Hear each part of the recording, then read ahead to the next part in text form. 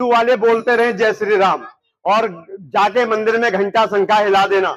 अब तो मोदी के नाम का सबसे बड़ा मंदिर भी बन रहा है बिहार में। बधाइयां आप लोगों को, नया भगवान आपका तैयार हो गया है, क्योंकि बिहार की सरकार ने उस मंदिर को पास कर दिया है। बजट पारित होना बस बाकी रह गया है और भारत का सबसे बड़ा मंदिर भगवान मोदी जी का मंदिर बन रहा है। आज से 50 साल बाद आपके बच्चे वहां दर्शन के लिए जाएंगे और घंटा शंखा हिला के आएंगे। और अगर होशियार मेरे जैसे बच्चे हो गए, मेरे सोच के हो गए, तो वो आप पर ताना मारेंगे जैसे आज मैं मार रहा हूं। मेरी लड़ाई इस व्यवस्था को बदलने की है। मैं आपके लिए लड़ रहा हूं। मैंने यहां पे सीधे सीधे लिखा है, मैं विकास के लिए लड़ रहा हूं। मैं सच में विकास के लिए लड़ रहा हूं।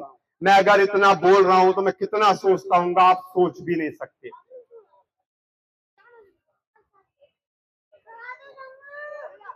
बहुत कुछ है कहने के लिए, बहुत कुछ है सुनाने के लिए, सोचने की जरूरत है।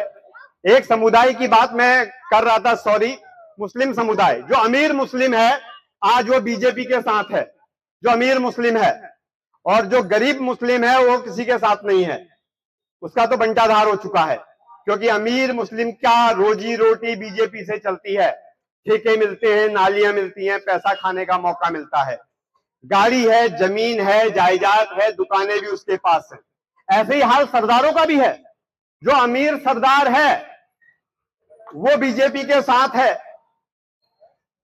और पता नहीं क्यों है। अभी 700 सरदार जब आंदोलन हुआ मारा गया, लेकिन उसके बाद भी बीजेपी के साथ है। मुझे समझ में नहीं आता क्यों है। अपनी कौम के दुश्मन अपनी ही कौम के लोग बन बैठे हैं, क्योंकि बुद्धिजीवी लोगों की हमारे समाज में बहुत कमी है।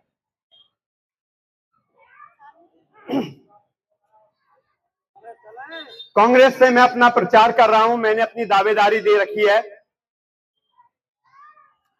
अगर आप लोगों की वजह से मुझे मौका मिला, क्योंकि दावेदार केवल मैं नहीं हूं, दावेदार नारायण पाल है, दावेदार करण जंग है, दावेदार मैं हूं, दावेदार नवतेज पाल है, दावेदार एक बंगाली है, शक्ति फार्म का नाम ध्यान नहीं है, काफी लोग दावेदार हैं। सर्वे कराया जाएगा। अगर आप लोगों ने मुझ जैसे आदमी को चुनना पसंद किया तो मैं आपके लिए लड़ूंगा, क्योंकि मेरा काम लड़ने का है। आज मैं यहां बोल रहा हूं, कल मैं विधानसभा को हिला दूंगा। मैं आपके हक के लिए लड़ूंगा।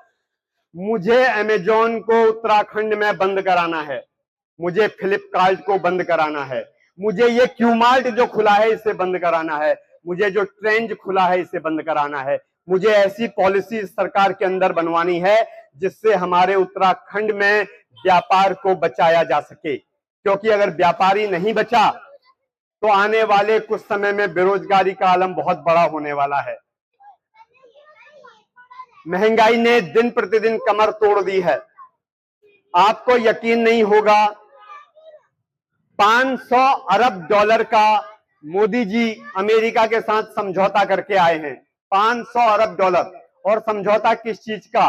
कि अमेरिका का दूध भारत में बिकेगा, अमेरिका का पनीर भारत में बिकेगा, अमेरिका की सब्जियां भारत में बिकेगी, अमेरिका का गेहूं भारत में बिकेगा, चावल भारत में बिकेगा, क्योंकि अमेरिका की टोटल पॉपुलेशन 34 करोड़ है और क्षेत्रफल में अमेरिका तीसरा सबसे बड़ा देश है। सॉरी, क्षेत्रफल में अमेरिका दुनिया का तीसरा सबसे बड़ा देश है।